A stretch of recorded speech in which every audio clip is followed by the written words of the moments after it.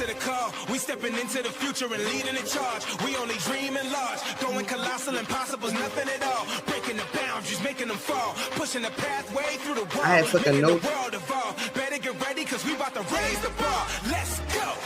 This is the moment. And we are the movement. We are the dreamers. Oh, that was quick and that was short. Hello, everybody. Welcome to Candid Conversations. How are y'all doing today? I don't think our intro played all the way through, but okay. Is that right?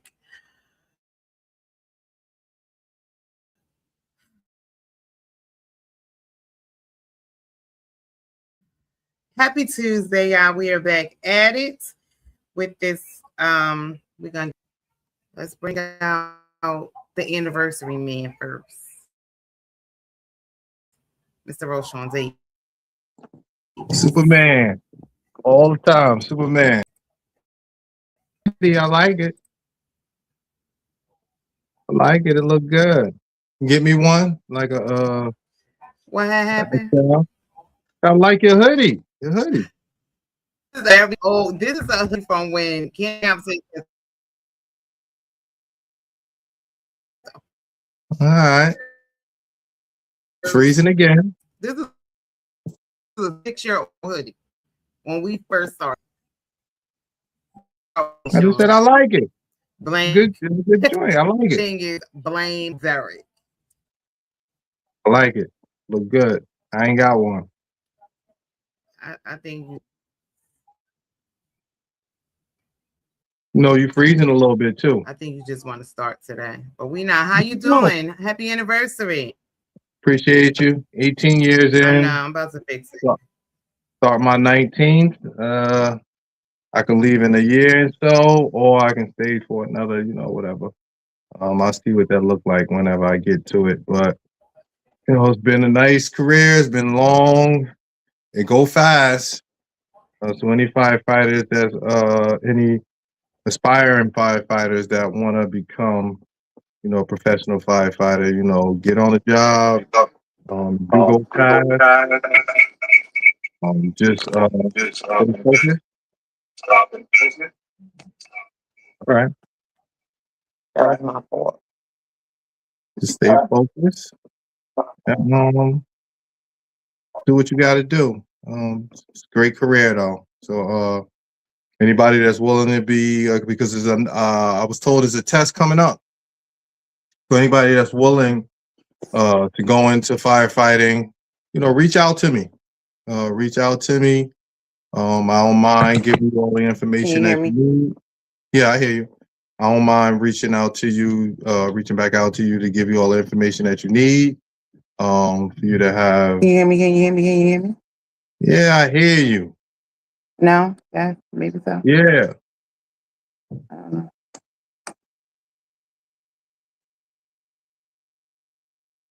Can you hear me? Yeah. Hear you. Can you hear me?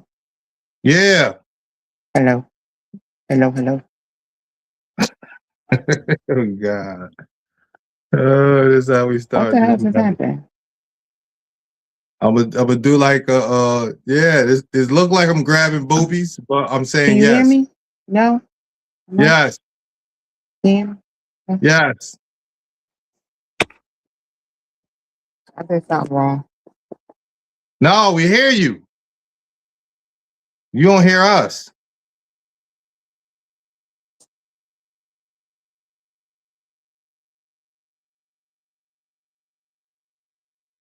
Can you hear me now? Yes. Yes.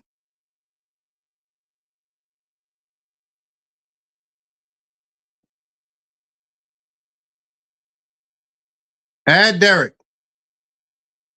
Bring Derek on. I don't know what's going on with this woman. We got to get you. We got to get you. Listen, all right. I'm gonna put her Cash App on the bottom. We got to get her Verizon. All right. We got to get her Verizon or Optimum because right now, Metro PCS is not working for her. Yeah, So we yeah. let us band together. The four of us is one on. We can get her some Verizon, and once we get her Verizon, we won't have this problem. I know our next anniversary. I know what she getting.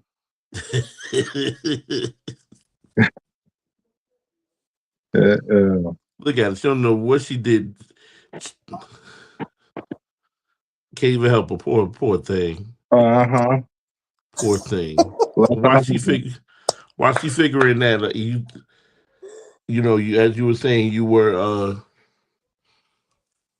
you willing to reach out and touch and bring somebody on and show them. Yeah, anybody that's willing to become a firefighter, make sure you reach out to us because there's going to be an announcement coming Can you out hear me? in the summer. But why I can't hear you?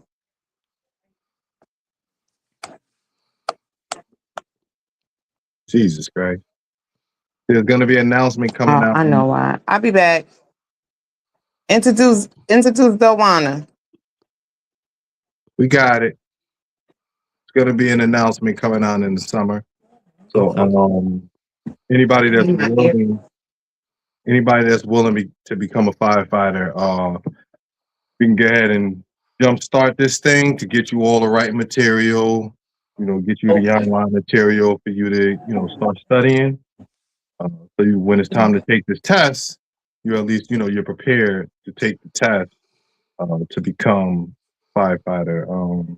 But that's the whole thing is about taking that test, knowing what the test looked like, and knocking that test out the park. So let's get a jump on it. Get all the studying out of the way that you need because like I said when I took the test, you only got to take it one time. Bust your behind, study, get all the reading material that you can, and all you got to do is take it one time, go hard, take it one time, and you're good. So anybody that's willing to take the test, don't mind you reaching out to me.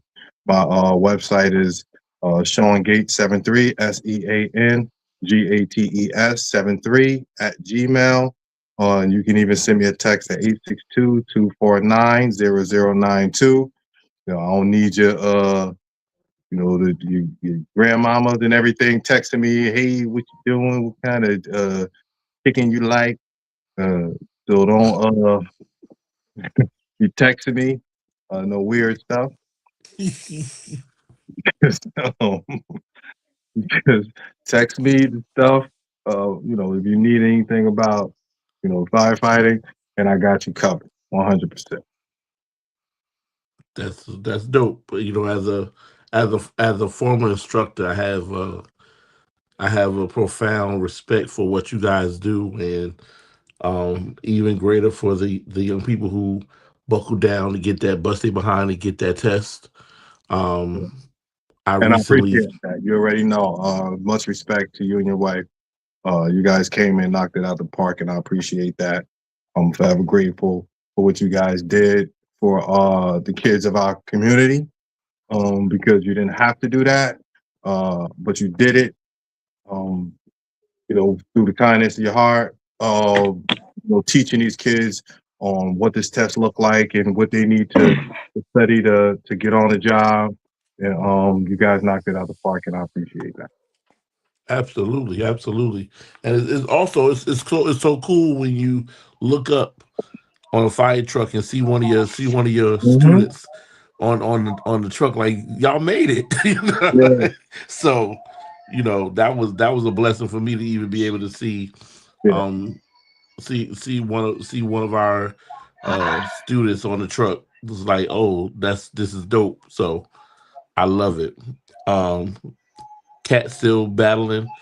Are you Hello. back, Cat? Can you hear us? Let's get that one out here. Yeah, so we're gonna Get out. we're gonna get Delwana out. We're gonna get Delwana out here, and we're gonna go to a video. Tonight's episode, we are talking about community outrage. Then we hear silence, and why does it never change? Why nothing ever changes? When we talk about the violence in our streets, the loss of our young brown and yellow boys and men and girls and women. The outrage is always loud, and then silence creeps in. Why nothing ever changes. Um, and we're gonna have our special guest host, Delwana, come on out.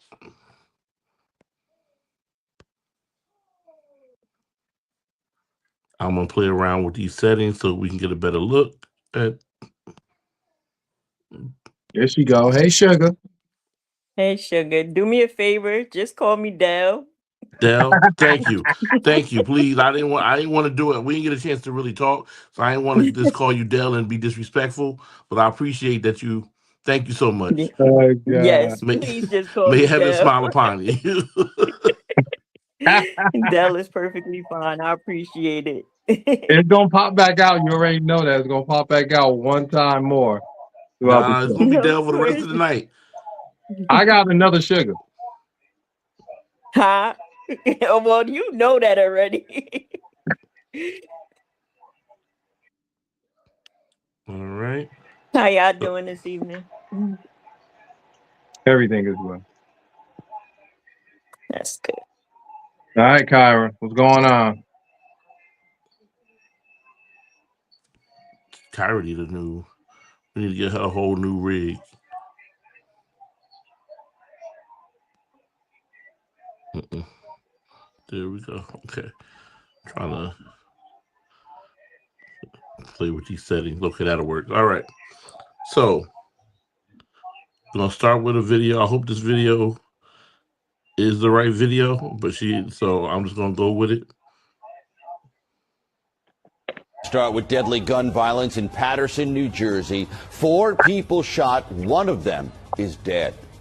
Hello, I'm Joe Torres. Tanya is off tonight. That violence erupted about 6:30 this evening in broad daylight near the intersection of East 29th Street and 10th Avenue in Paterson. In the area, a child's birthday party. Neighbors who live in the area are tonight frustrated and angry. They spoke with Eyewitness News reporter Anthony Carlo. Well, a local councilman here tonight tells us that one of the victims injured in this multiple shooting was a minor. A very troubling night for the people of Paterson. Children gasped in horror at the sound of rapid gunfire. They were just about to sing happy birthday to their 13-year-old friend at her backyard party, but instead of blowing out the candles, they ducked for cover when they heard gunshots in the distance. Just hearing it was scary to witness, to hear, especially on my birthday, like a time where I'm trying to play with my friends, get together. We're not showing the 13-year-old's face, but spoke to her with her mother's permission. The gunfire erupted at the corner of East 29th Street and 10th Avenue in Paterson at 6:30 in the evening. I have a friend who was there, who I saw what happened. He was going to the bodega. He went running back, but he saw 2 people come out of a car and then shoot, but it was like an automatic gun. Bystanders watched in shock and panic as first responders treated the victims, one of them lying in the street next to a car, another on the ground next to a bicycle. I think 4 people got injured and one was deceased. Local councilman Luis Velez says the city of Paterson has taken measures to reduce crime in this part of town, what he calls a hot spot, in part by installing security cameras. But he encourages the community to cooperate. Some people see corners getting built up, they see activities, they're afraid to come out and say something. But our police department is trained to keep it confidential and approach to bring the quality of life in this area. This 13-year-old hopes her next birthday party is not ruined by the sound of gunshots. First we thought it was fireworks, but then we heard sirens and everything, and then everybody started going home because they were scared. Right now, the Passaic County Prosecutor's Office is investigating along with Paterson Police. No word on any arrests. In Paterson, Anthony Carlo, Channel 7, Eyewitness News.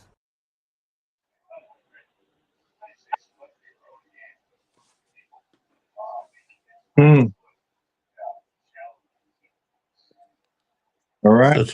Such a unfortunate turn of events. that happened over, what was that was 2 weeks ago. 2 weeks ago. Um, it's news like that, especially when it comes down to Yeah, here. I don't. uh news like that, especially when it comes down to the loss of life, is never easy to talk about. Um,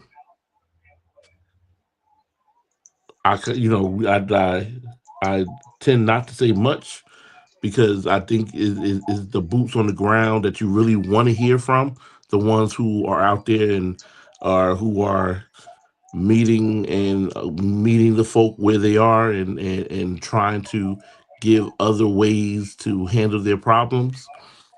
Um, a lot of times we hear a lot of people get up and they get on their soapboxes and they talk a good game and they come up with all these great ideas, and then as the title says, silence creeps in, and we don't hear anything until the next life is lost.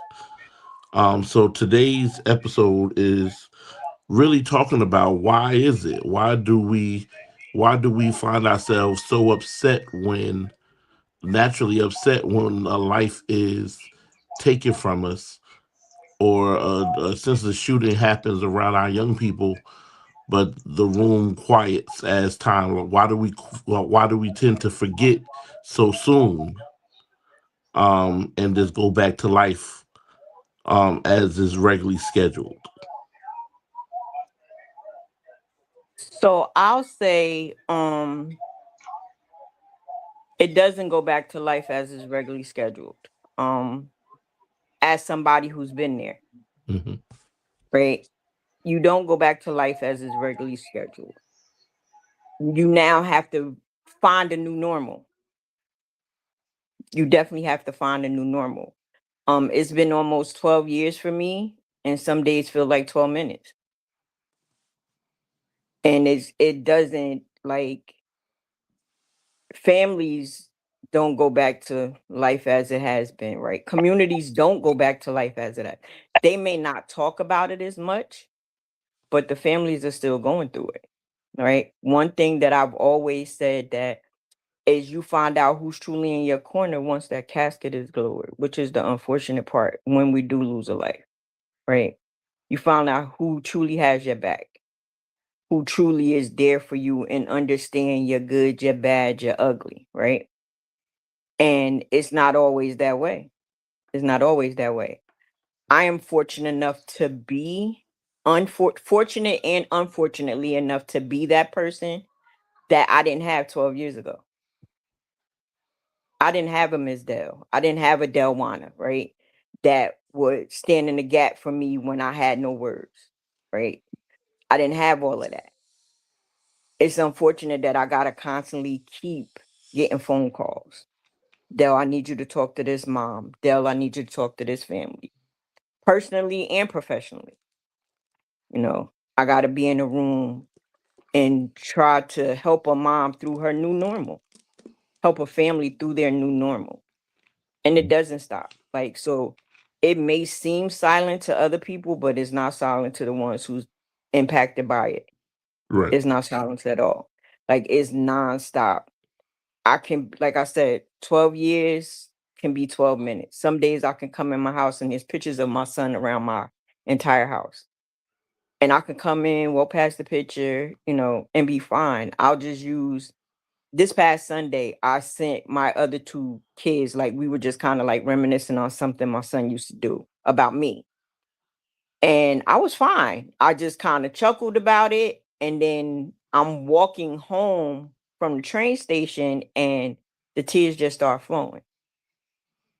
And then I go into the why. Still why, right?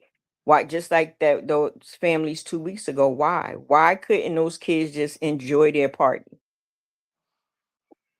And that somebody is now harmed in the same area where they're just trying to have fun. They're just trying to be kids. They're just trying to be as so now those kids, that trauma is gonna stick with them. So the next time Unfortunately, that young lady says she wants to celebrate her 14th birthday, right? Next year, she wants to have a party. More than likely, parents are going to take her somewhere else. If not, nobody may not come. And that's the scary, sad part. Like, why kids can't just be kids? Mm-hmm. And even if like I and this is my personal trauma and pet peeve about the whole thing, most of the time when these young people are shooting, they're not shooting at the person they were intended to hit. My son was walking out of a store and boys were shooting at a car and they missed the car and he got hit.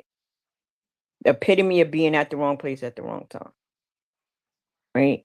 But it doesn't silence it. Like it just, I think it silences it for people who have figured out a way to desensitize themselves so that it doesn't hurt so much.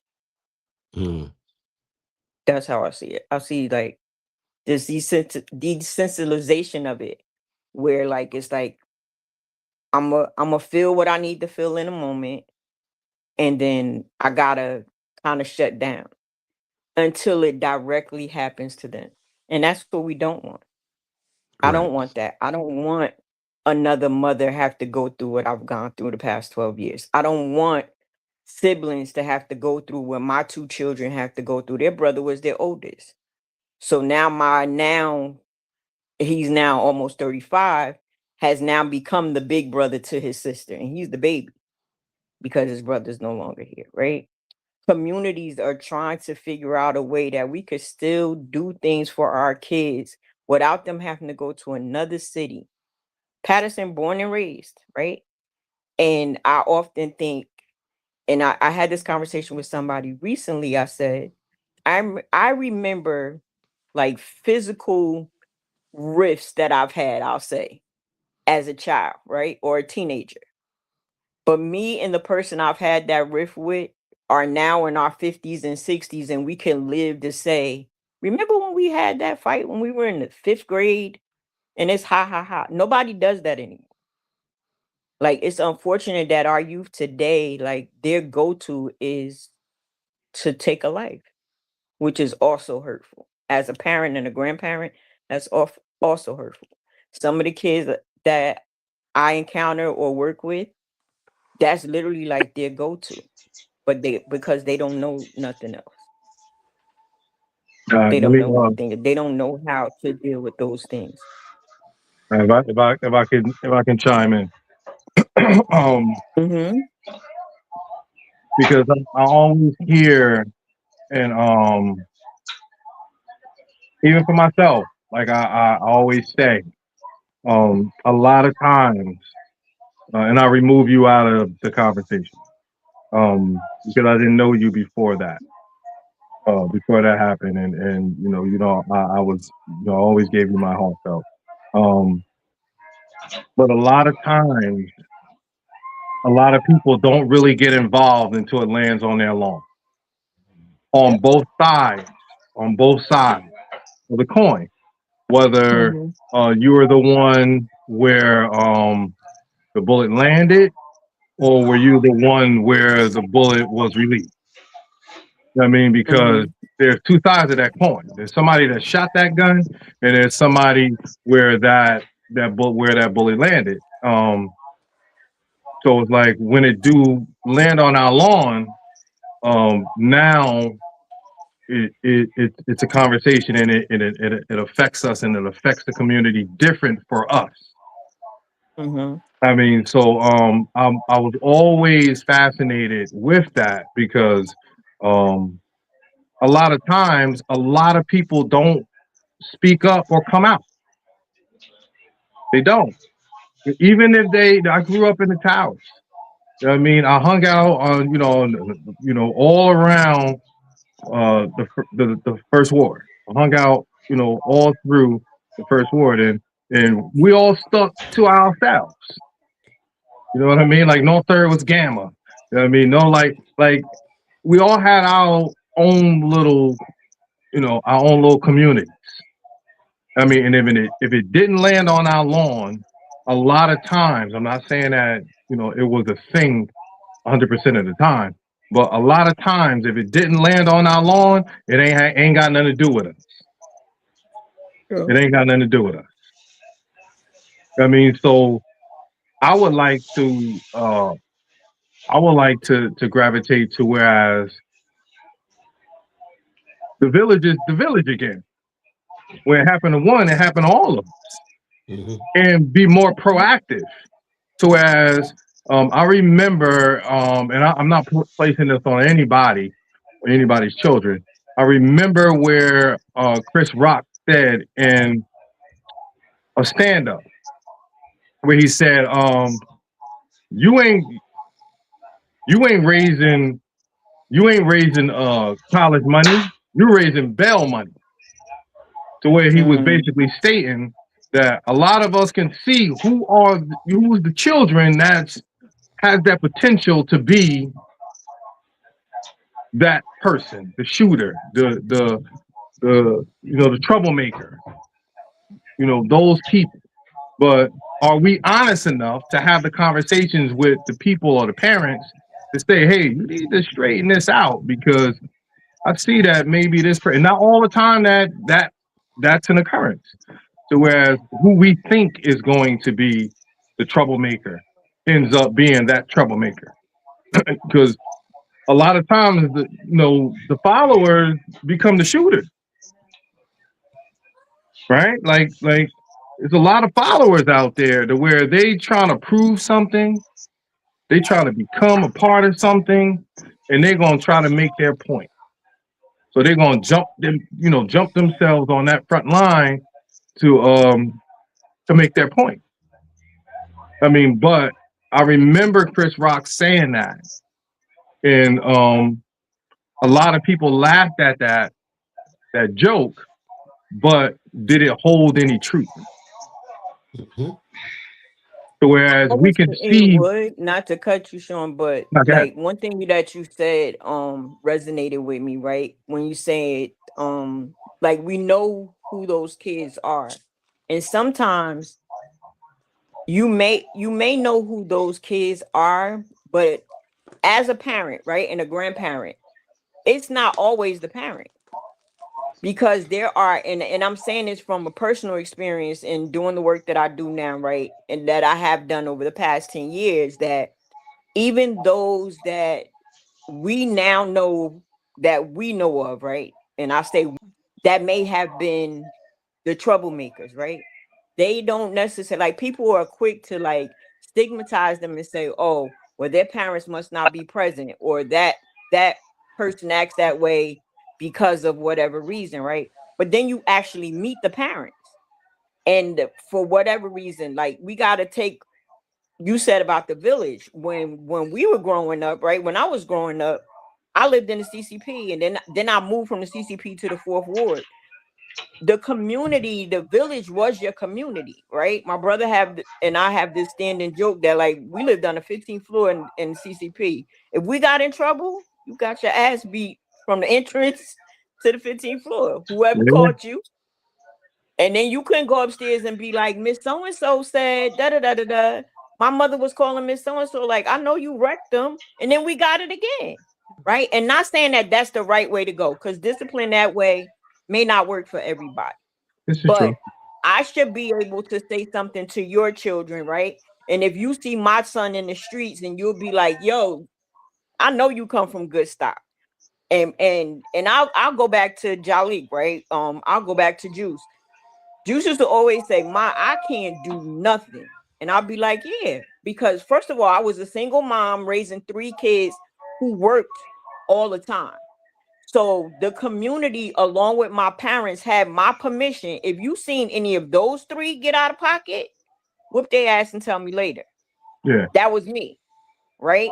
Whereas now, you can't say anything to a lot of kids, but we also have to remember that as well as we want these kids to respect us, we do have to respect them as well, right? I'll even say, like, with the work that I do, right? We have an after school program. Some of the kids in the after school program can give other members of the staff their behinds the kiss, but they'll come by me And even if they having an irate moment and they ready to jump off the ledge and I'm about to go get my gun, because that's literally the conversations now. It's not I'm gonna beat their behind. It's I'm gonna go get my gun. But then when Ms. Dell come in, it's like, okay, why are we acting this way? Oh, well, he said such and such and such. But now sit here and think about what you're saying, and is that worth what you just said? So when I say it, I'm still gonna come from a place of you still gotta respect Ms. Dell, but I'm gonna show you some respect as well, right? And you gotta give it to get it. That's just it. It just makes it harder when you don't have multiple Ms. Dells. Or Ms. Dell can't say nothing to Sean's kids, right? Or Kat's kids. I can't say nothing to your kids. Or vice versa. So then it's like when I'm out and I'm somewhere and I see a kid acting out of pocket or look like they're about to get into something, is you don't know who my mother is. Old school Delwana is like, go get her. Because now you need a beating, right? You need somebody to really get at both of y'all. But sometimes you need to just have a conversation with the parent. And sometimes the parents may not even know that their kids are out here, because some of us are oblivious and some of us, and I say us because again, we're a community. So some of us are literally oblivious to what our kids are doing, and some of us co-sign it. But as a mother, and I remember years ago back when I first started, this year be 10 years since I've started my organization, right? About the year 2, again, we going through the same thing. Lives are being lost. I'm getting phone calls. Moms are joining my organization. And somebody came to me and was like, why would you have that mom involved? Her son did this and her son did that and her son did this. For me, the key words in that conversation is still her son. She's still a mom that's lost a child, regardless of what his life was like. That's still a mom that's hurting. That's still a family that's hurting. Not that they agree with anything that he did. Maybe they did, but they did not set out to be sitting on the other end of a casket, no matter what they were doing. So it's like getting the village back involved, getting the community back involved, and still having to give these kids what they need in a respectable manner, as well as the respect we want from them. I can understand that. I can understand that, and even because I want to bring Derek in on the conversation and full blast. But we also can understand that when the kids see you, they see mama love, right? They see mama. They see, and that's a different a viewpoint, versus you know s- wanting to hear from mother. Like a lot of times, like even when I was younger, and the OGs used to come and holler at us. I mean, if I didn't know them or we didn't know them, or at least have some respect from somewhere, it was always ain't nobody trying to hear that. Ain't nobody trying to hear that. You know what I mean, like, who are you? What did you do? And not saying that that's where I am, or where I am mentally, or because I have conversations with these young boys a lot of times. You know what I mean, and we kick it a lot. But I see that sometimes we get more resistance than maybe somebody like yourself, because just of aesthetics, just because of the visual and the respect that us as men anyway, we're gonna Right. make sure that you respect them. You know what I mean? They'll need to holler at you. Sit down and listen. You know what I mean? Not saying that you don't reciprocate that. I'm just saying that a lot of times that's how we lay it out. But going back to what I was saying about things landing on your lawn. Um, the whole thing with once the violence lands, do you think, and I reach out to you, Derek, because like you deal with Newark and you deal with Patterson, both. Um, do you think Or how can the people of the community, how can they get involved more as far as being proactive versus reactive when we're dealing with violence in our community? Because if we're dealing historically, that you got places with because I always say when you're dealing with violence, if you show me poverty, I'll show you violence. So it always go hand in hand, right? Mhm. Poverty, violence. It comes hand in hand because people hungry, people got to eat, people are fighting, people trying to find a way. But for us to be more proactive as far as how can we get ahead of the violence in our community, what are some things that you think that we could do, to calm that storm as far as the violence in our community before it lands on our lawn? Because it's landing on other people's lawns all the time, but I'm just specifically talking to the ones that it hasn't landed on their lawn at this particular time. Mm-hmm. So as far as the poverty mindset of it, right? So I work for an organization. We're a violence intervention organization, right? So you talk about being proactive. Sometimes just having simple conversations with these kids, you said it, poverty, violence. It Mm-hmm. something as a meal, right? So if Ms. Dell or anybody else in our organization get a phone call and said, can you buy me something to eat tonight? And that's gonna keep them in the house versus getting into something, then I'm gonna buy you something to eat tonight. I'm gonna order you a DoorDash and have it sent to your house. Or if you and a few friends want to go to a carnival or fair or something like that, and we could get you there in a safe space where you're not trying to get into no whole lot of things. You have to be proactive in that manner, right?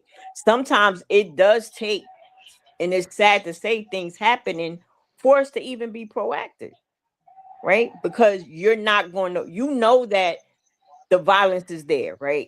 It's in and out of our communities and our neighborhoods all the time. But if it's something as small as, I remember having conversations with kids and it was like, what do you want? Like, what do you guys want? And they just, a lot of times they just want to play. Like, our organization took the kids to a water park.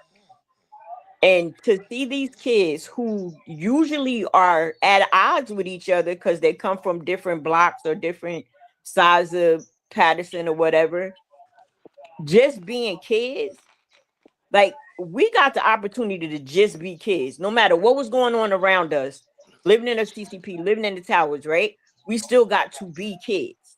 You Mm-hmm. could Yeah. go outside and see girls jumping rope or playing basketball, doing whatever, right? Yeah. But these kids just want to be kids most of the time. Even involved in the things that they involved in, when you get them to just being kids, they don't even think about the other things. It's not even a part of, but something as simple as, can I get some McDonald's, Miss Dell? Will go a long way. Or them being comfortable enough to, even if they can't have the conversation with me, or I can say, I could send them to you, right? I could send them to Kat, I could send them to Derek and say, okay, you don't feel comfortable telling Ms. Dell what's going on? I know somebody I can hook you up with. And then you then saying to me, Dell, well, they said they don't have no groceries in their house, right? And then I can have a conversation with somebody and we could get the groceries in the house, right? Or like this past winter, I don't know how many times I helped with coats. Something as simple as a coat. And it was cold. We had all the snow this year. Something as simple as a coat, from children, teens, and adults, because there are adults involved in it as well. I want to So, touch on that when you're done. Yeah. so me getting a coat for a young man to help him not take somebody else's coat via a gun and something else going off, then okay, I'm gonna do that. Or I'm gonna connect them to somebody. If I can't do it, I'm gonna connect them to somebody that can. So to keep it off of our lawn, we as the community have to keep going out and not living in fear of our own. That's how I feel. We can't live in fear of our own. Although born and raised here, like I said, but I often say, like, because the kids always like, oh, I'm from this area, I'm from that area, I'm from, how they get down. And they see me all over Patterson. And the first thing they'll say, well, Miss Dell, what you doing over here? And I'm like, Miss Dell is from Patterson. I'm not from this block, that block, that block. Miss She's Dell from is from Patterson. Patterson. I'm from Patterson. So therefore, I can go anywhere I want. And even those who have been involved in things respect me enough to make sure that I'm good when I go in those areas. Correct. So if it's something as simple as a Coke, a bag of McDonald's, some Wingstop to keep them from taking a life, or at least attempting to take a life, then that's what I'll do. Got it. It's a start. Well, first I'll start off with I like Wingstop. So I don't eat meat, so whenever you feel an urge to stop in Wingstop and pick up some wings, just try to think of Deacon, okay? okay. I'll drop my send them your address. way because I don't eat it.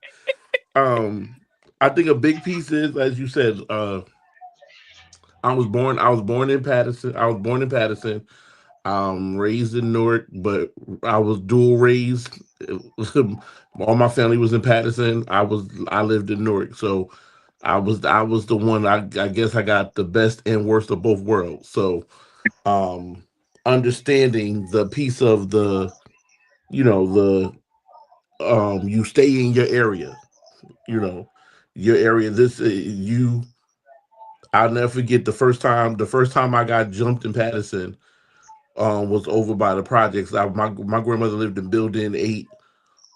Building 8, I think it was. I don't remember. I think it was Building 8. And right now, where the firehouse is, that little alleyway going towards where now is the park. Trent, and you're right. And I'm walking with my brother, and this little boy walks up on me like, "Wait, who you?" And I'm like, "Who you?" You got that banter back and forth, and I'm just walking, and next thing I know, it seems like more kids as we walk past every building, like more kids walk past, come out of each building, and walk behind us, and until we got to where the firehouse is now, and then some bigger guys came out and was like, "Well, who are you?" And I'm like, "Who are y'all?" Like. And we're going back and forth, and the boy is like, "Well, you definitely not from around here," and I'm like, "No, I'm not." That was my first lesson of not being around someplace, but being shown you're not supposed to be here. And that's the first time I realized that my big brother. The first time I realized that my big brother wasn't my big brother. Because I turned around, I'm thinking like, "Oh, we about to have to fight," and I turned around, my brother all the way down the street. all right. Like, hey, where you at? Where you go? But that was my first lesson in learning of being where you belong and not being out of place. And I think that was even still to this day, which when you say I'm from Patterson, like I can go into these places and people respect me enough to get to make sure that I'm good wherever I'm walking at. And I think one of the biggest issues is that that's not what we see, Right. unless you are a respected individual. You have to prove to excuse me, you have to be able to prove to individuals that you mean your presence is good for them, for they can feel comfortable with you just being able, like, okay, they're good, leave them alone, they good. So I think that we find ourselves a lot of people who are nervous. I don't want to say, because I'm as a Christian, God hasn't given me a spirit of fear, but He also gave me wisdom to know what street No. not to go down after 9 o'clock. True. So, and I think a lot of people is more concerned about, I feel safer in the environment that I am known in than going someplace and not being. And So I guess it just resonated when you say like I'm from Patterson, because I feel like a lot of people don't have that don't have that luxury of That's true. saying I'm from this area, or this is my city. I can be anywhere and be okay.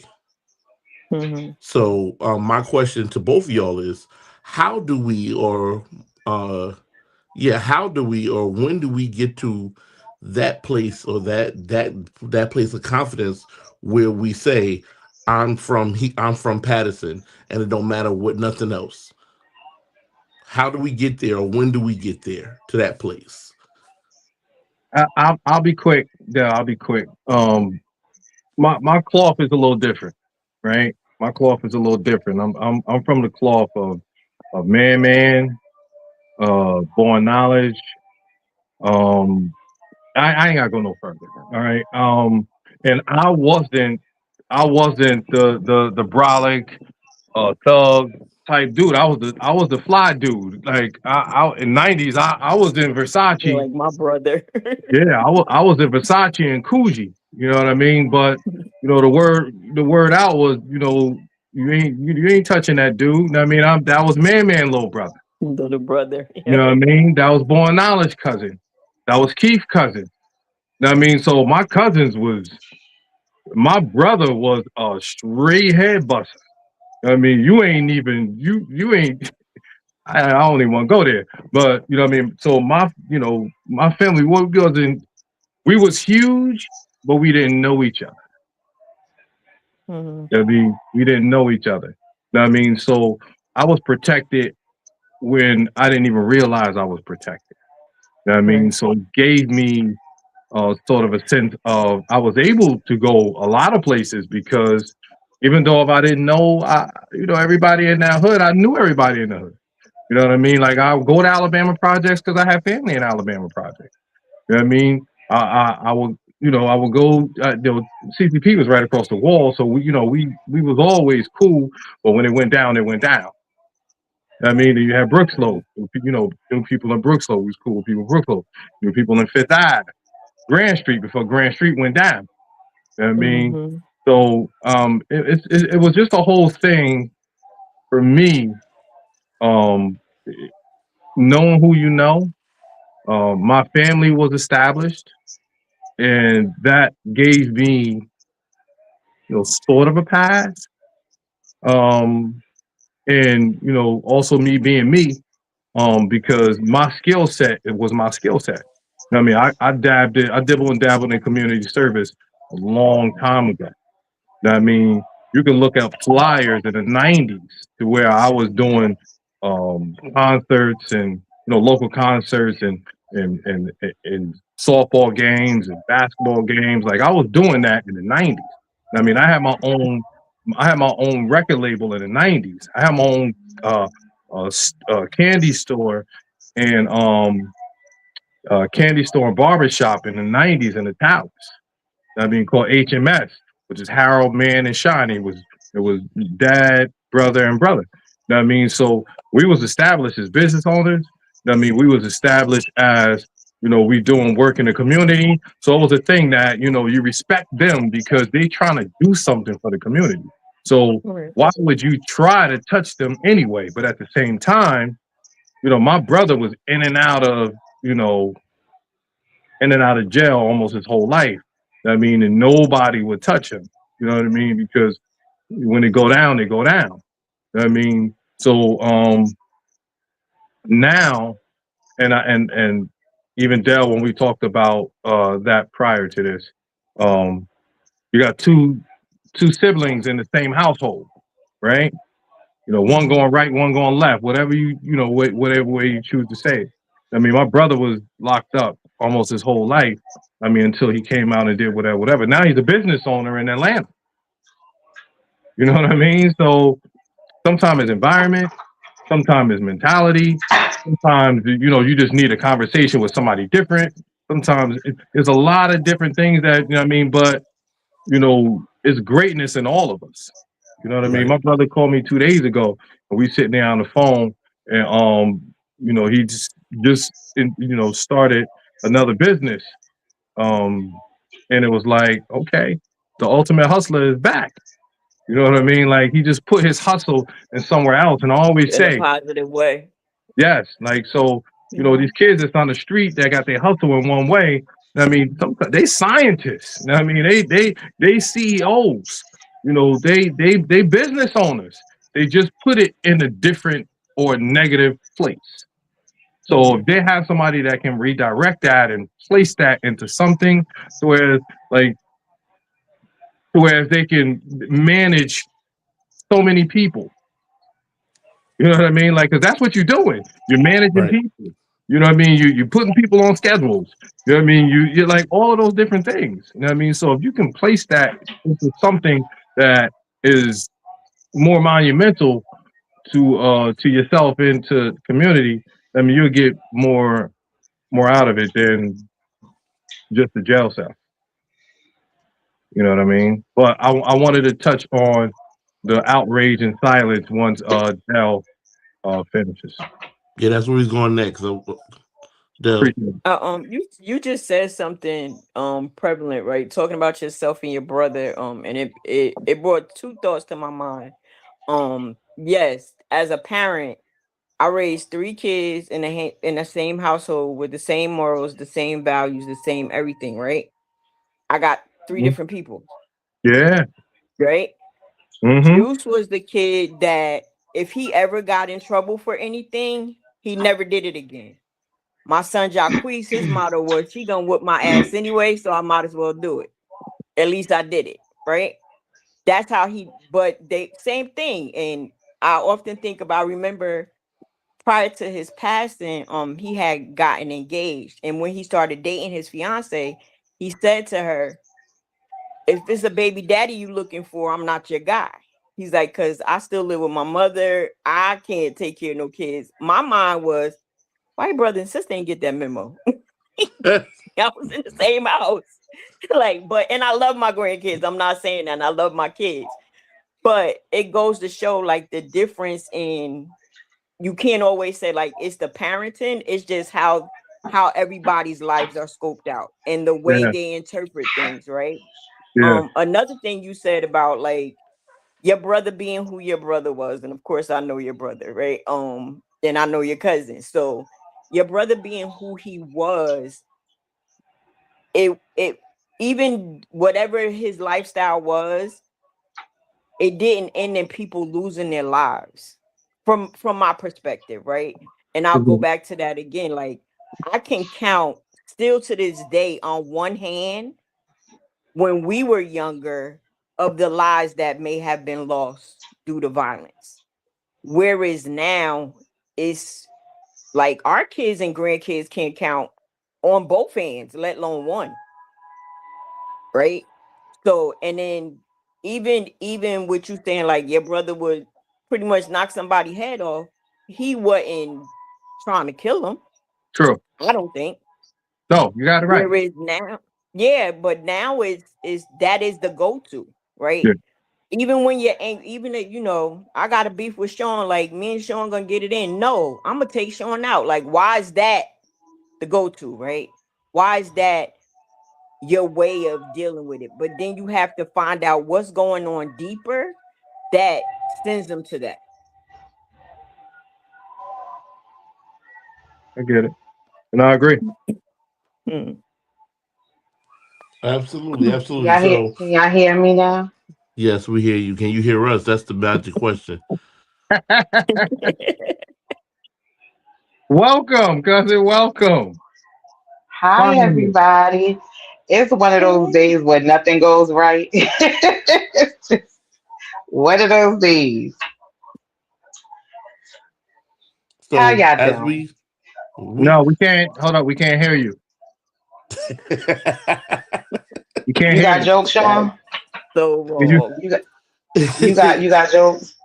You Say got what you jokes think. today, Sean? so That's what we doing? let's touch on the community outrage piece, right? Um, because we see it all too often, right? Um we've seen it. We have witnessed it. We have been a part of it. Where, as Dell said earlier, when we talked about the 2 weeks ago, and people, first thing is, it's a shame that these kids couldn't and just enjoy a party. They couldn't just 14 or 13-year old's birthday party has now changed um their lives, and even in the news broadcast, like, oh, we were getting ready to cut the cake, and then shots were fired, and then everybody went home because they were scared, right? And then that kind of touches, or it triggers something in the community, where the community is saying enough is enough, or the community says, we have to do better. It's all of these great, hurrah hurrah speeches.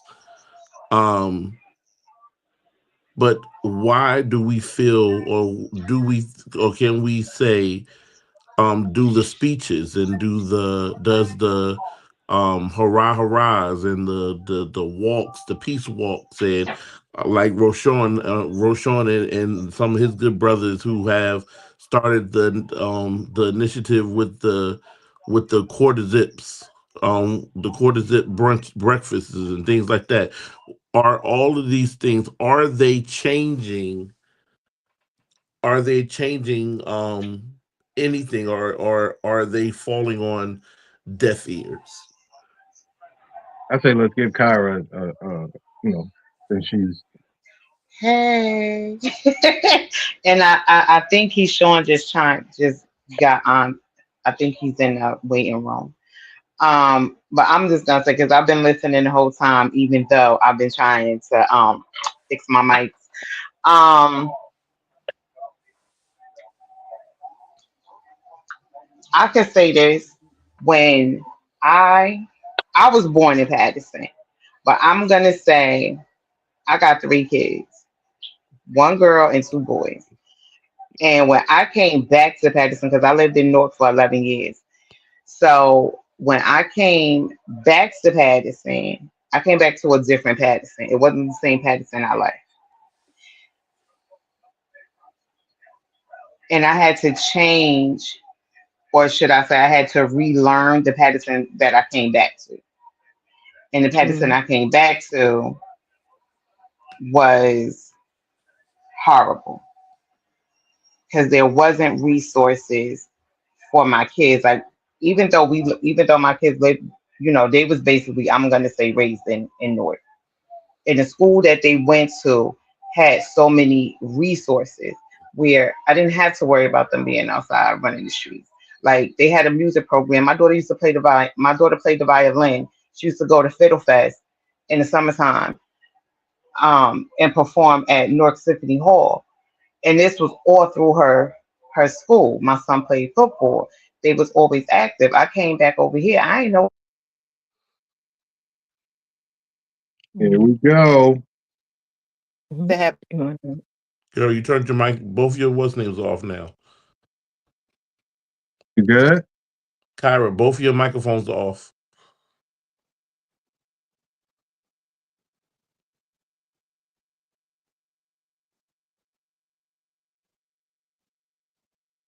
What did you hit by mistake? Okay, so while she's refiguring out what happened, I'm gonna bring on the good brother Keyshawn, who works closely with the Patterson Healing Collective.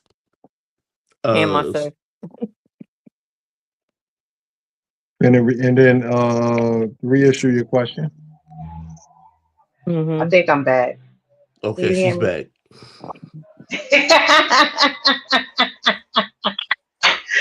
I apologize to everybody. I'm having mic problems today. It's Lear's, and you know it.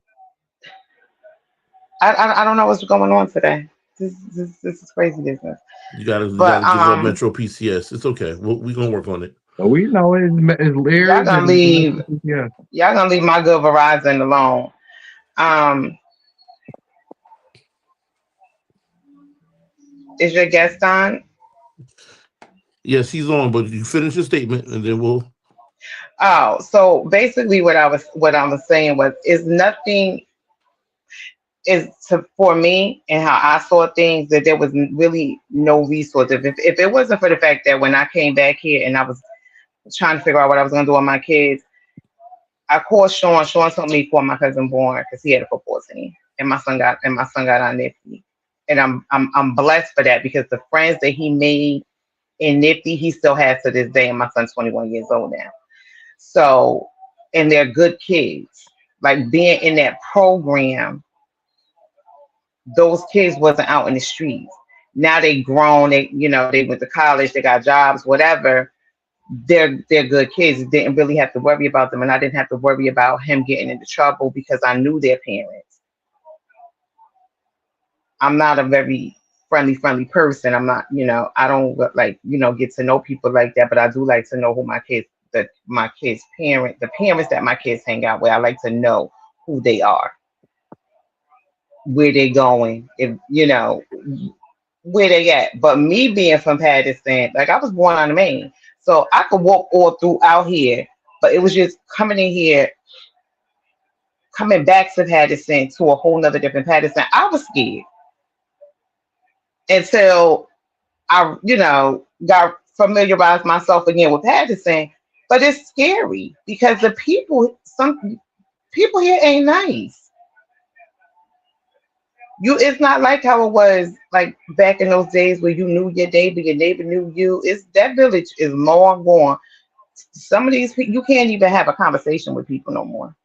So it's just like mind your business, look straight ahead, and I'm not gonna say anything because I don't know where you coming from, and I don't even know how it got like that. Like I said, I came back to a whole nother Patterson, and I was scared for my kids, so that's why they always stayed in something because they couldn't be out here in these streets. They stayed with me 24/7. If when you saw them, you saw me, and I know it ain't too many parents that could do that because as mothers, fathers, we work. So you can't beat up your kids' butts 24/7. But then you have that fear, like if they, God forbid, they be in the wrong place at the wrong time, that could be my child. And I don't think people should be have to live in that type of fear in this city. I think they need to get more resources for these kids so they don't have to be out here on the street.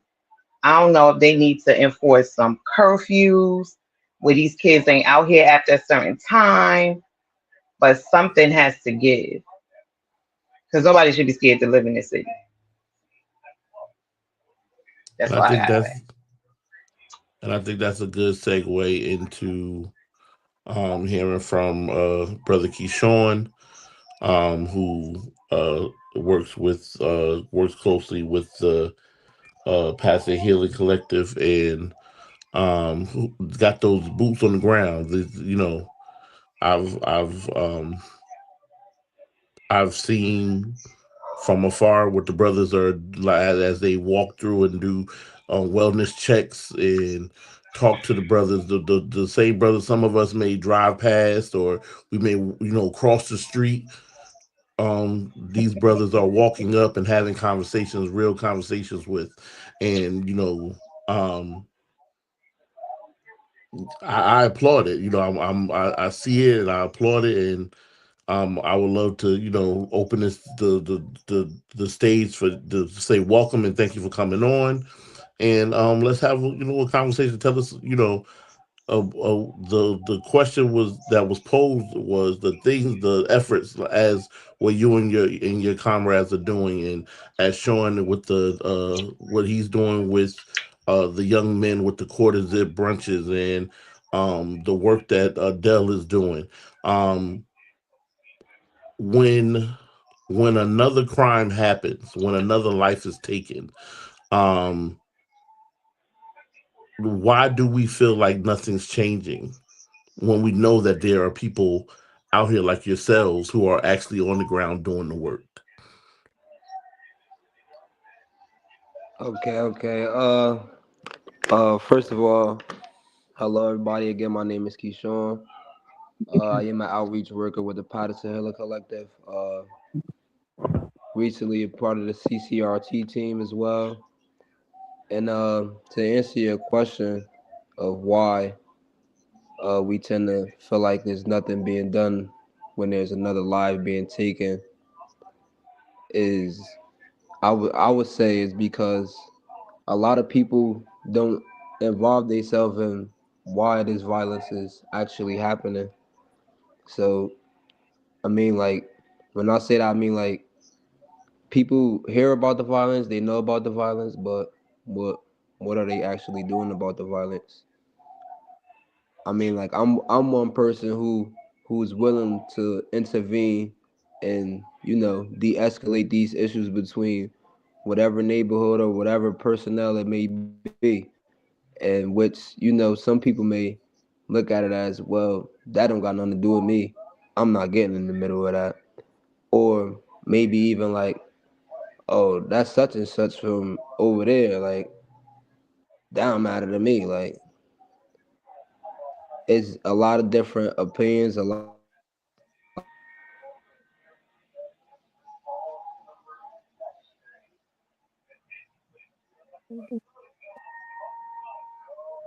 when Okay. While we get him back, okay. Dell or Sean, y'all want to I chime thought he in? was one of them days. Um, I can go ahead and He chime back. in. I can chime in, and he's back. He's Oh, back. okay. Yeah, I'm sorry, I was receiving a phone call, but yeah, like I was saying, it's just it's not that I'm not one of the people who don't feel like it's nothing being done, and and then from the other side as well, we're always gonna is it's not like we're gonna be able to stop the violence completely, but as a community, as a team, we can always make it come to a minimum. But as long as we look at it and be like, oh, it's whatever, or we don't want to involve ourselves with that, then it leaves no other option for it but for it to grow. And then at a time right now, if you go back to 2020 or 2019 when the COVID first came, that did a lot to our youth that are now 18 and 19, 17 years old now. A lot of these kids weren't even in school. They didn't get the education that a person like myself got. I spent a lot of time in school. These people didn't even have to attend school. They don't get like like no type of disciplinary for not going to school. These kids are just freely, roaming around. It was a lot of resources were taken away. There's no recreation centers for kids to just go to. They have to pay $20 to go to LA Fitnesses and stuff like that. But um, a place like the Patterson Hill Collective gives these kids an outlet and a different option. So I want to give a big shout out to the Patterson Hill Collective for being that opportunity for the kids in our community and being that outlet for them and giving them a different option for something else for them to do. Absolutely. And also to chime into what Keyshawn is saying with the program at Patterson Hill and which he's a part of, the kids in that program, unfortunately and fortunately for us to be able to help them, are the kids that people won't allow in their program, which is the sad part, right? Right. They Mm. find, oh, well, they're the bad kids or they're the troublemakers. And sometimes those kids just want to be a part of something. So if it's just getting that couple of hours at PAC to keep them out of things, then that's what we'll do. Right. Absolutely. Absolutely. Gotcha. Let me ask a question. Do y'all feel, Keyshawn and Delawana, do y'all feel like the city could give more to help get more resources for the kids? Absolutely. I'll Definitely. take that question. Go Absolutely. ahead. Our city receive a lot of funds for a lot of different things, and I don't understand why the funding for the youth is even a question for our community. Is just like for prime example, my daughter attends not Alexander Hamilton. She attends I don't know why it's slipping my brain right now. What's the school Norman right is there where? around yeah, Norman Esware. My daughter attends Norman Esware, and they closing the school down. And in that school, she's been in that school since she was in kindergarten. So she's about to be in second grade now. So she's known these kids for 2 years, and she's comfortable. And which every other kid in every other grade is in that school, and that's a very good school. They teach the kids very well, but all of a sudden, out of the blue, they closing the school down for what reason? And the rest of these Patterson public schools doesn't have the funding for books and stuff like that, and the computers. They don't even have all of the stuff that they need. Like a lot of the kids come to our after school program, and they need assistance from us to do a lot of the stuff that they need to do even for school. They leave in school and they need assistance from us to do stuff for school, and which is like it doesn't really make sense to me because we are the program that we only an after school program. We don't spend 8 hours, 7 hours with these kids. We're not with them from 8 a.m. to 3 p.m. The teachers and whoever else are with them from those hours, but they are not obtaining this knowledge and the things that they need to obtain in these school systems.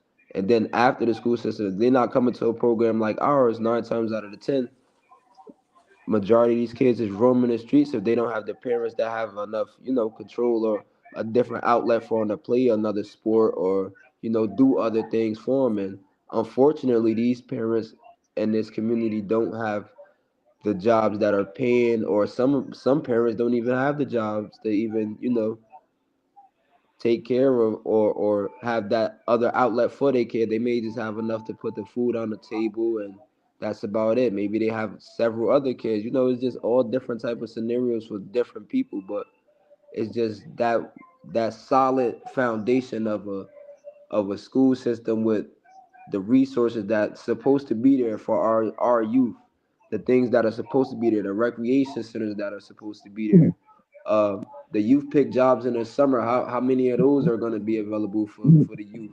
Because again, we have a lot of youth that come to our program that are looking for jobs. What where are the outlets for our kids? Like what's the next option for our kids besides the streets? What are we feeding to them besides the negativity that they see on their phone 24 hours? What are we providing for them to see something differently? And that's what our job is. That's what we step in and provide them with that different outlet and try to re re-guide that GPS, reroute that GPS. Absolutely. All right. I know the last question was directed. I think it was at me and Dale before young man came on. Um, just to chime in, I know you said something about the quarter zips, Derek, correct? Yep. Um, things like that. Um, that actually, I was actually given a phone call about that, and I'll give you the groundwork on that. I'll be very quick. Somebody, Jordan Billy called me and asked me if the Bronze Heat can donate some sweaters to a movement which was called the quarter zip sweater movement, where they were taking off Nike fit somethings and putting on quarter zips and drinking teas or something. And I was like, well, of course, we can do that. And he was like, okay, if you guys can grab a couple of them, we have a program every Saturday. Now, Jordan has a program every Saturday called the Unity Foundation, where they do Bible study, they do cleanups for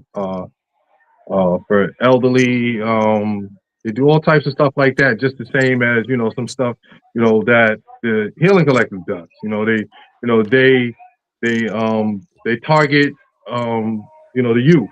give the youth some things to do as far as whether it's physical or mental, and getting them where they need to get to for their future. So when he called me with that, I was like, of course we can come and drop off some stuff like that. And he was like, yeah, come drop it off at whatever. And I was like, you know what? Me being me, I was like, I'd rather not just drop off some bags of sweaters. I said, what I would rather do, I said, I said, you place me with these young men, and I'll put the sweaters in the hands of, some prominent men in the community to offer. And I was like, let's do like a breakfast or brunch.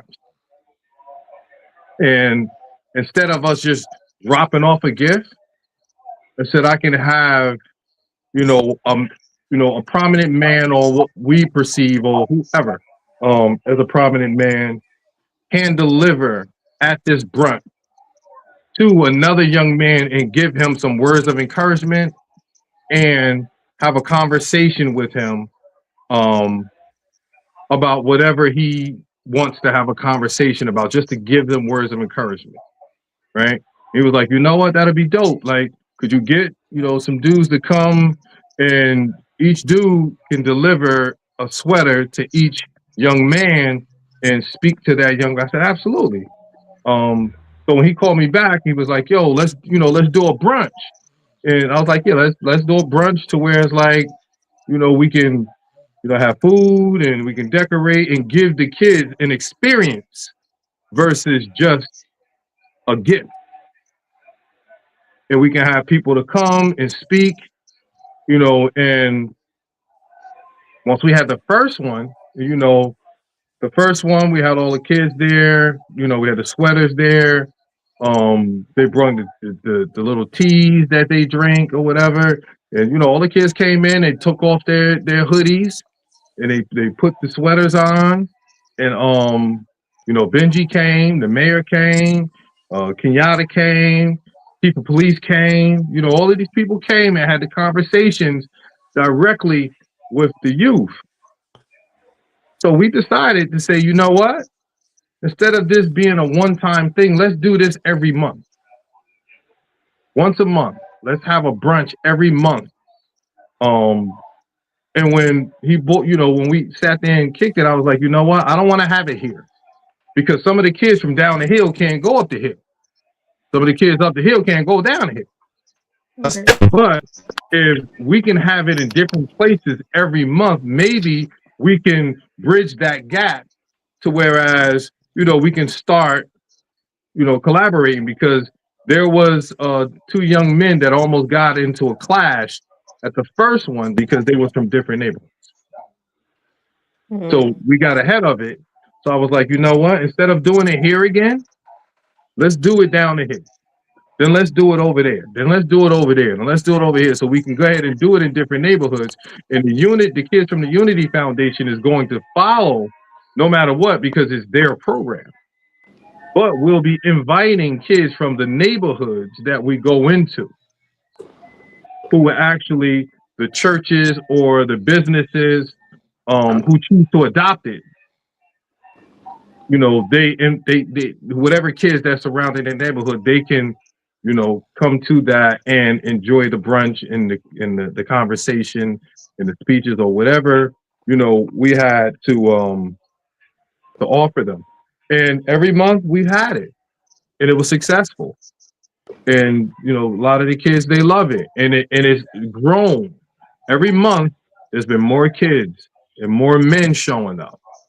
You know what I mean? So it's been a good thing. So I think that some things and some initiatives, it do work, but I think that we need to be consistent. Mm-hmm. We need to be consistent, because what came out of that conversation was the march, the Women and Children's March that's this Saturday. And one thing that I was very adamant about the men's march and the women's march, and now the Women and Children's March, is I don't want to just be marching just to be marching. What's going to come out of this? What's going to come out of this? We don't need no more photos.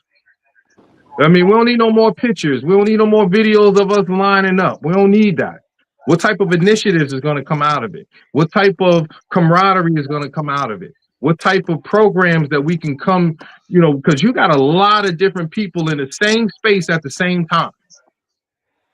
You know what I mean? Where, you know, this person that worked for social services is in the same room as somebody that worked for the public school system that is the same as somebody that worked for the Patterson Fire Department, it's the same as somebody that worked for the police department, it's the same as somebody that worked for the court system. And we all know some people that can use some help where we can, everything is crossing, right? So we can all help each other. We can all utilize the resources. But a lot of times, you know, we don't mess with each other. We don't talk to each other. Some people are envious of others. Some people are jealous of others. Some people have animosity of others. Some people, you know, I don't talk to him like that. I don't mess with him like that. I don't mess with her like that. When it ain't about you. It's about the community, if that's what we talking about. Absolutely. So, yeah, so what I said to them is, if I'm going to do another march, I want something to come out of it. Or don't call me again, you know, with, well, we're going to do this and we're going to do that. So I want things to come out of it. You know what I mean? So the team that they put together, phenomenal team. They've worked great together. They've been on it. They've been on point. You know what I mean? So I think there's a lot of things that happen, like the Women and Children's March, like the quarter zip sweater brunches, like a lot of things that happen in this community that maybe some of us don't even know that's going on. A lot of times we don't even know that event is happening over there. Why? I don't know. Maybe marketing and promotion.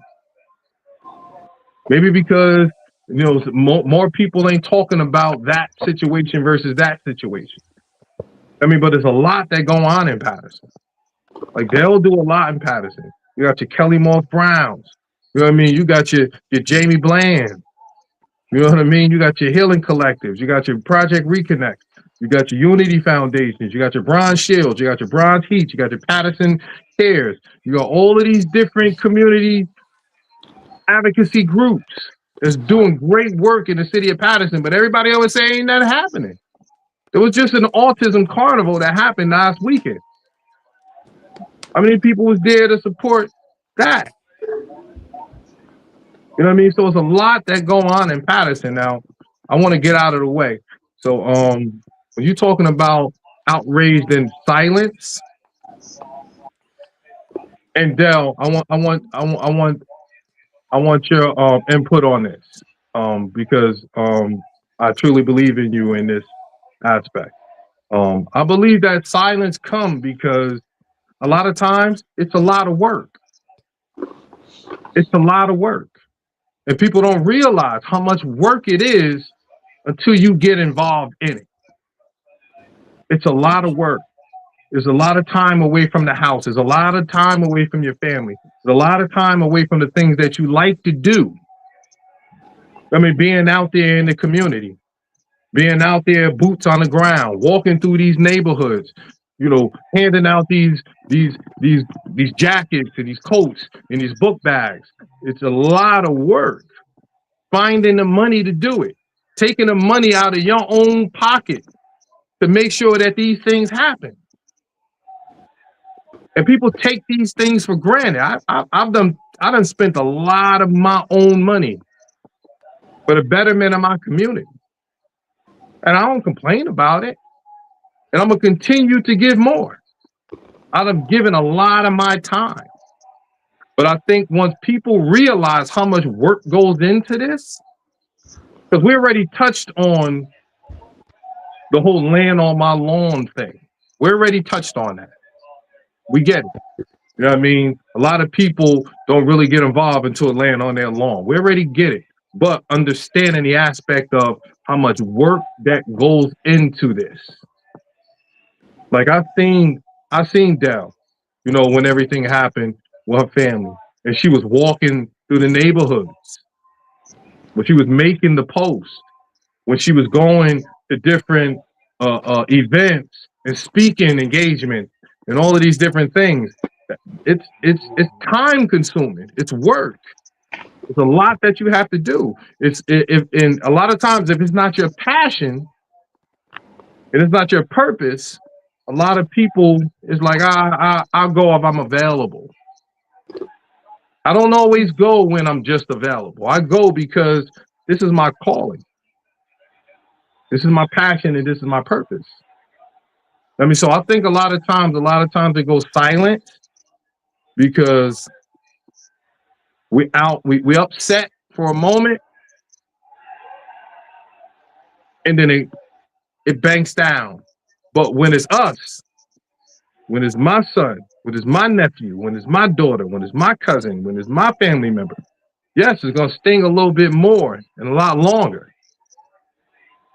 But what's also attached to that, it's a lot of work. I take off work a lot. I mean, I spend a lot of money out of my pocket. A lot of my time. So if you ain't built for it, a lot of times, you're gonna peek your head in for a month or two, and then it's gonna go away. But the same people that I've been seeing grinding for the last 1, 2, 3, 4, 5, 6, 7, 8, 9, 10 years, those people, same people I see right now. A lot of people I've seen peek their head in, and we appreciate you. We appreciate you Thank because you. you know what I mean. We appreciate you. You know what I mean. We appreciate you. But the ones that's boots on the ground every day, all day, we wear it, man. We wear it, and we ain't going nowhere. So I just wanted to add that, before I hand it over. I mean, I think that the silence is because it's a lot of work, and a lot of people they ain't built for it. But we appreciate what you have to offer us. And that's actually wow, you said a lot in that small time that I've been saying over the past 10 years. So I started my organization back in 2016, which was 2 years after my son passed, right? It technically started the end of 2015 after another mom lost a son. Um and the initial group, there are quite a few of us that are still boots on the ground, still doing the work. But when it came to like I am my sister itself, yes, you get those that come in because they see me out in the community, right? And they see the support that I give moms and I give families and the work that I do at PHC, and they see those things. And they're like, oh, I want to be a part of that. But then when to your point, when they come in and they see that it's not just me showing up at an event, it's the behind the scenes stuff where I Yeah. have to get calls at 2 or 3 o'clock in the morning because a mother can't sleep because her mind is on her child, right? When I get those phone calls. And I'm grateful to those moms that they respect that I am also my sister. I'm also a mom that lost a child. And what I will do, and I say this to them often, is that even if I don't answer the phone or I don't respond to a text right away, I will get back to you. But what happens is, to your point, Sean, people come in thinking, oh, it's peaches and cream until they see the work that actually has to be done. And if it's not, and you said this too, if it's not their passion, and I had to learn that, if it's not their passion and their heart isn't in it the way my heart is in it, then they're not going to do the work the same way. And do you really want those people to be a part of it? No. And it's unfortunate that you may not get a call from them until it falls on their lawn. Then it's, oh my God, can I help? Or, even if they can't help, what is somebody going to do for me? Right? It's always a me. I think a lot of times what happened, even you mentioned some phenomenal people, but even in Patterson, in community, right? There's so many I's and not enough we's. It's That is I true. did this, I did that, I did this, I did that. Not we as a community are doing. or remember when I did, or remember when I said, or remember, is that. So it makes it harder because the community is looking at those of us that are supposed to be community and they don't want no part of it. They just don't. Keyshawn and I see it every day. Like, we have those of us that we're gonna ride this until the wheels fall off. There's some of us that's just what I made a promise to myself and God. My faith is a big part of who I am. Myself, God, and my son. That if they got me off that couch in 2015, that I will be doing. And I wanted to do this work prior to even losing my own child. But at that time in my life, I didn't have the support or a circle of friends that supported me wanting to do it even then. So it's who you surround yourself with too. Like, because I Absolutely. remember years ago, before it even happened to my son, it had happened to somebody else's child, like maybe 2 or 3 years before Juice. And my circle of friends at the time, I remember having a conversation with a particular person, and it was like, why would you want to do that? Patterson just gonna be Patterson. And in my not growing myself in my own brokenness, I just left it at that. But then fast forward, it happens to me, and me just trying to get through. I have a conversation with a classmate a year to the day after Juice's passing. And she said, Delwan, I don't know what I would do if it's me. And then December, it was her. So it's like, oh, heck no, now. Like, too many people, like a lot of times, and we know Patterson is big and small at the same time. Correct. You know somebody that knows somebody that knows somebody. Like, I may not know you personally, but I know somebody that know you, and vice versa. Mm-hmm. But if you're not in it because your heart is in it, then you're not gonna do the work the same. Because it's gonna become like, for me getting up and being a founder of I Am My Sister, me going to school at this point in my life, me working for Patterson Healing Collective, it's not a job to me. This is my purpose. So on the days when I don't feel like doing it, I still do it. On the days when we do get those phone calls, right? We all, Keyshawn can tell you, we all try to have our own boundaries where we try to put our phones down. But because our heart is in it, even on the weekend, a kid called me on the weekend and I don't normally hear from them, I'm gonna pick up the phone because it's gonna stop them from doing whatever. Or one of my participants called me because, Miss Dell, today is just not a good day for me. Or a mom from my sister called me because that's my heart, that's my passion. I don't go to my job for a paycheck. I go to my job because that's the work that I want to do to make a difference. But not everybody feels the same way. And if all the eyes will stop doing all the eye stuff and we work together, Patterson to be a better place. My opinion. Absolutely. 100% agree. But what do y'all feel that the community can do? Because you're gonna always have your leaders, and then you're gonna have those that can come when they come, do what they can do whenever they can do it. Um, what do y'all feel the community can do to help you in your cause Show up. outside? Just show up. Like I said, like I was contacted to do a Women and Children's March, right? I told them that I didn't want to be, on the forefront or whatever, doing whatever, but I can show individuals how to get it done. But me and my passion. You know how I am. I'm going to dive all the way in it. All Um, right. so just show up. Just show up. Support the ones that's doing the actual work. This weekend we had an autism carnival and an autism event at headquarters, right? Now that's Patterson Fire. I mean, that's the fire department and the whole touch a truck thing. But month before that, we had the quarter zip brunch, right? We had that. Every month we do a quarter zip brunch. Coming up, we have a panel for men, us, all men, where we're gonna sit down and we have a discussion on what is going on in the world, right? But I'll minimize it. I'll simplify it. What's going on in the medical field, occupations, and the general public of what's going on with our black women, and how us as men, how what can we do more to protect our women? We're gonna have a panel on that, and I explained to them, I'm not doing no flip flopping over what do the women do for us. Like, no, we're not doing that.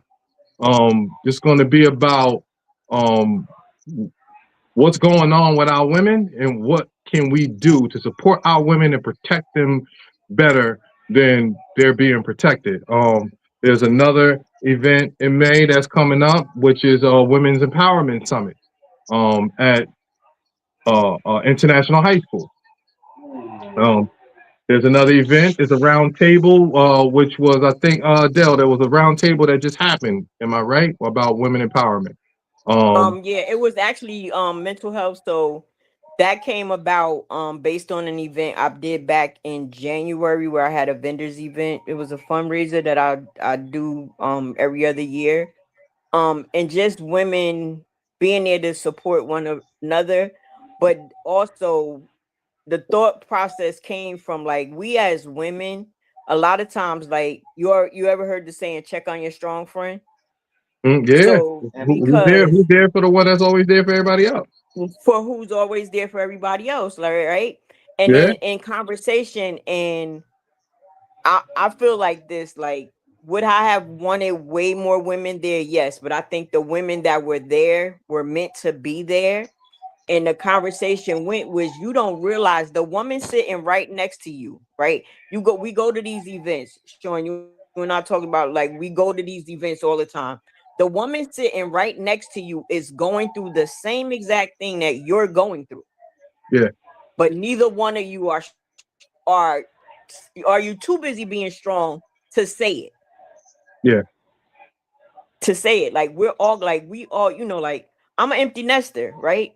For me, being an empty nester, best thing ever happened to me. For the next mother, she losing her mind.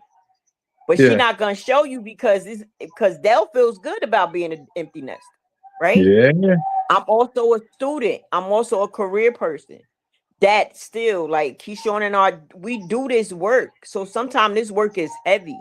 And I need somebody else to talk to where there's somebody sitting right next to me that is doing this work in their own capacity that needs somebody else to talk to. So when all the women that were in the room, when we went around, you had mothers who lost children, you had pastors, you had women of the community, you had our sister Beautiful. Janice, who's a firefighter, and her Yeah. sister.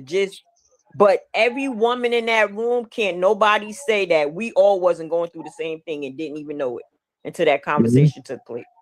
So God willing, I'll do it again mid-July. Around July or so, I'm gonna do it again. And But you yeah, know it's what? just having those conversations. It's probably best that it was more intimate because it And probably I gave felt the you. same way. Yeah, it probably was. It was probably best because it probably best that it was more intimate because it probably gave you more time to focus on each other versus a million Yep. people trying to pour into the same bucket at one time. I Yep. mean, so you're able to focus on each other. But even to continue, like what cousin asked, like how can the community, um, you know, Bronx, he do a lot, right? We do a lot. We don't do the most, probably don't do the least, right?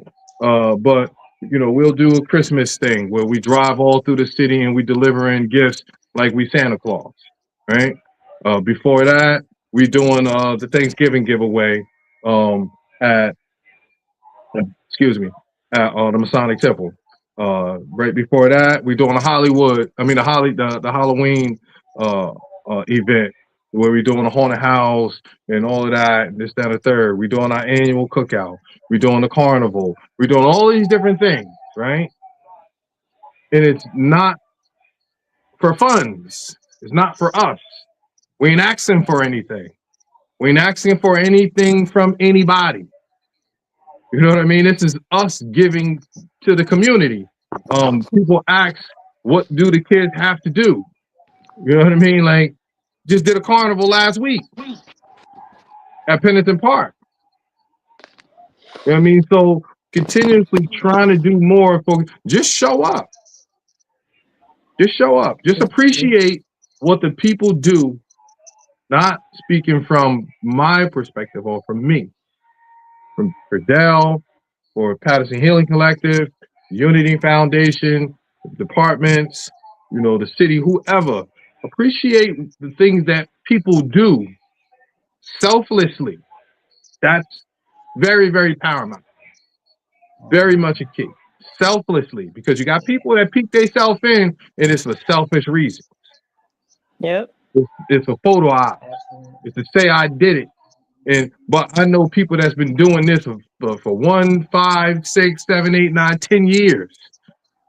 You know what I mean? The people that really have true passion,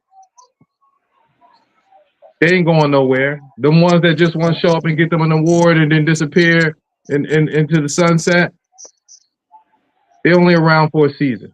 Yeah. That's it. So just show up for the people that's doing the work. Ask if they need something, because this stuff is expensive. And it don't even have to be anything material or financial. Volunteer. Mm-hmm. Yep. Just volunteer. Just see if there's, hey, I can come and I can hand out some flyers. You don't even got to be the day of. Share the flyer online. Just share the flyer. Do whatever you can do to help circulate great initiatives for the betterment of our city, our culture, our community, and our world. That's it. Help out. That's what I would say. What could they do? Help out. And if you're talented, and if you have a skill or you have resources, add Bring to it. those. Bring your resources. Bring your skill set. Yeah, we definitely gonna have to come back to this topic again. But before we crash out and leave, I want Keyshawn to have some more words to say and let us know if you have any events coming up, and just let people know what they can do to help further or help you with the Patterson Healing Collective. As in as in help from the community, I would just say like involving themselves more in what's happening in our community. Like for a prime example, early this morning I was in my neighborhood just passing through. I was taking my kids to school actually, and I always ride through there, so it was kind of odd for me on the way back seeing that the road was closed off, but I never saw like a sign saying that this road be closed off on this day or no parking on this side of the road for this day or no type of warning or anything like that. But on my way back, I saw Mike Jackson out there, and he's recording them, and he's telling them like, "What are y'all doing out here? This is illegal. I saw You that. guys are not supposed to have this street blocked." Yeah, if you saw that, I was like right there, just literally watching him record it, and I'm just like, "That's right, brother. That's exactly how you handle business." Cause I was saying it to myself, like, why is they blocking off this street without a sign up or anything? Like, if you're gonna block off that part of North Main, you should block it off from Heldon Avenue so that the traffic doesn't even get a chance to come down. That for one is odd because the street is a one way, so you're gonna allow the traffic to come all the way up to that point and stop it right there. It's a school that's right behind where you blocking the road off. It's two schools over there. You got school 28 and school number 4. So you making it hard for school buses or even parents who trying to go to work to even drop their kids off at school. And you don't know what may be the consequences for a parent who may be taking their kid to school. But I would just say like stuff like that, our community need to start involving themselves more with even stuff like that. Just like being more resourceful, like some of the people said on this call, like we got a lot of people who are involved in a lot of different things. Like It's just the communication. Like if we live across the street from each other, why don't I got the password to your Wi-Fi? Like what kind of community is we really living in? Like the way I grew up, me and my neighbors, we basically lived in the same house. Like I could have slept over there, they could have slept over there. My mother ain't questioning why they there because it's a community, and when you build a community with unity, that becomes family. And I don't know, like our community lost that somewhere, but we need that reconnection. We need that reconnection somewhere. We need that reconnection somewhere. Like I said, we don't got no more recreation centers, and like the sports are limited. You gotta pay for your kids to pay the youth, the children to pay football nowadays. Like I never had to pay money to play football before. Like it was free for me to play football. I played for Silk City Cardinals for $0 and 0 cents. And nowadays, these parents got to come out of pocket for these kids to go to. The coaches don't even want the kids to come there if they not up to par to play football. But everything is like is a lot different now. So everybody want to outdo the next person. Nobody want to come together as one and help the next person get to that level where they at, or maybe help that person get further than where they at. Some people just got these habits, but this is life. This is the things that come with life. But as a community, as the people that who we are and the people that we're gonna be, we just gotta stick to what we doing, and and keep pushing forward, and keep being leaders, and keep setting an example for our community, letting them know that this is what we need to do. But as a community, I just feel like they could just involve themselves more. That like what even when I was growing up, like if I was somewhere and I ain't had no business doing, I thought I was sneaking around. Somebody was calling my mother, and by the time I got home, she already was like waiting for. She sitting on the couch waiting for me. That's a community right there. That's what you call a community. Like my mother didn't. She didn't. I thought she had no idea where I was at. And I'm going home, and she already asked me like where you was at, and telling me where I was at without me even saying what Yeah, before I but could you even already say know. where I was. You already Right. know. That's a community. We don't have that. We don't have that nowadays. Nowadays, me personally, I see kids on a regular. If I haven't seen you before and you don't look up to par, and you look like you may be missing a few things that I may can help you out with, I'm gonna assist you with that. Miss Dell could tell you that. Like it's been plenty of times like I spend my own money on kids that I don't even know. It's just like it's a community thing, and I'm not ever looking for anything in return. I'm never looking for nothing in return. It's just who I am. That's just what I'm gonna do for as long as I live on this earth. It's just something that's inside of me. Like when I see things like that, even like people who be having like mental health issues and stuff like that. Like I never was the type of person to judge a person that have mental health issues, or they may be having a substance abuse, or even like alcohol beverage abuse. Like all those different type of things. Like you got all of this stuff in the community, but who are the people to assist for all of these things? Like where do the community come in and assist these people with these type of problems and these type of issues? I mean, us people. This one group on this call. We only 5 people here at one time who's chiming in, trying to figure something out, trying to see what the next move could be to resolve some of these issues that are about around us right now. And out of 5 of us, how many people are actually in this community? How many of the people are Mm. actually involving themselves to make a change? How many of the people in the community are actually willing to involve themselves to make a change? You know what I'm saying? So Yeah. it's a lot of things that the community can help with, that can make our community a better place. In fact, it would take our community to come together as one in order for our community to even work.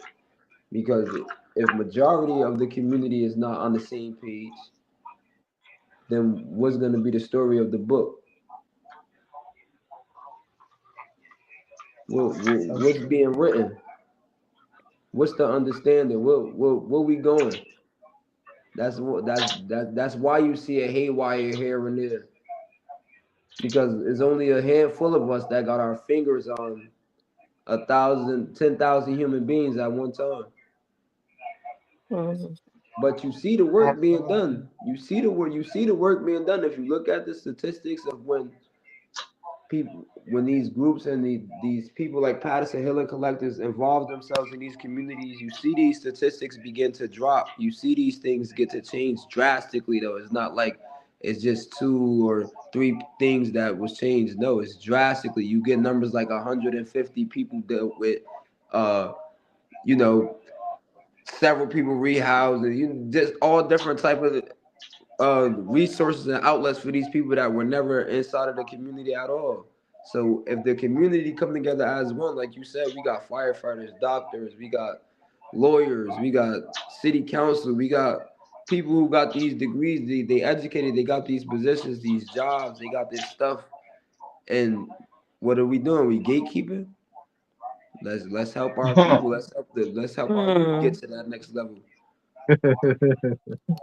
You said a whole bar Absolutely. right there, Keyshawn. Yeah. You said a whole bar. And we appreciate that. We appreciate that. Yeah. Yeah. Said a Absolutely. mouthful. Said a mouthful. All right, cousin. I don't even feel like we've been out here for 2 hours. We only an hour podcast. We've been up here for 2 hours. But because when the but passion I is do there, think Hold on, it's there. wait. Hold on 1 second. Del, we've been on for 2 hours. You and your listen, phone has been off. we not doing that. Today was a hard day. Okay, I had a lot of technical difficulties going on here, but I figured something out. Yeah. After an hour, now you talking about like it don't even seem like 2 hours. It seemed like 1 hour But because it I was can 1 hear hour. you guys. You know, I can It hear you was. guys.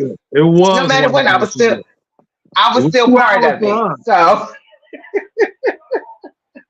whatever.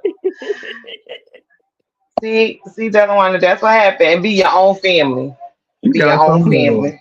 You got some nerve, don't you? Listen, It don't even seem like 2 hours. be It it be wasn't. your own family. But I do thank you, Delwana, for coming on. You said you were gonna come on and now you came. So I do appreciate you. And congratulations on getting your master's. Thank you, child. Thank you. Yay. This is almost over. It's almost over. I'm literally, and I said this to somebody the other day. I am really taking a break this time. Because I've been at this nonstop for the past 6 years. I've gotten, and it didn't come to fruition to me. One of Keyshawn and I's, the therapist that we work with said to me earlier this year, she said, Del, you realize that you got 3 degrees in 5 years where it takes a person 4 years to get one. And I didn't even think about it because every time I said I was finished, I would go back but when I tell y'all I'm done right now, I You got a question. done. I got a question. I am turning my brain off I got a next question. week. I hear that. I got a question though. What's up? You got your bachelor's and then you got your master's. How long would it take you to get your doctorate? So, sidebar or insider, you should say, you have to have your master's for at least 2 years. So I'm going to take that break. But I do plan on going back for my PhD. But right That's a now, wonderful thing. I think because I'm grateful that we do have to have that break before we continue. Because knowing me, I probably, as tired as I am, I probably would have kept going. Just You're to in go that ahead on mode. and do it. You're already in that Just to mode. get it over with. Yeah. Yeah. So, but You I know, can honestly say I need this break. because you I know have what been in school nonstop since 2019. you know what I was Spring. doing, right? You know what I What's was that? doing, right? I was just gonna dig into you. You're going to get that doctor's degree. Oh, you ain't the only one. I was You are going every not the time I only. see Look, you. even me posting my invitation for the ceremony next in 2 weeks. Everybody's like, "Oh, Dr. Delwanda sounds so good. Dr. Miller sounds." I'm like, listen, Linda. I hear y'all, but just let me get a break. Let me get a Yeah, break. So you ain't the yeah. only one, but All right. God willing. I'm gonna be on you. Oh, it's willing. But So let me congratulations. take this Definitely. nap, and when I wake up, I'll do it. I'll do it. Like I said, congratulations and Thank well you guys. I appreciate you. And I appreciate everything you guys do. Kat, you know I love you. Sugar, you know I love you too. I know, Sugar, I love I you love too. all of y'all. You know, I appreciate everything. I appreciate the support. I appreciate you guys even thinking about me. So yeah, thanks. I always think about you. I was gonna get you on here one way or another. But All right, we I'm going to thank sleep. you. We thank you, Sean. We appreciate y'all. We're gonna come back and we're gonna do this again. Probably at an earlier time. But we definitely gonna do Yeah, this girl, it's again. past But my thank bedtime. mine too, girl. And I gotta get up at 3 in the morning. And I'm gonna So do it tomorrow. so we thank everybody for tuning in. Thank y'all for your comments. Thank y'all for showing love. And we will see y'all next week, same time, same place. Love, peace, and blessings. Peace. Peace. Okay.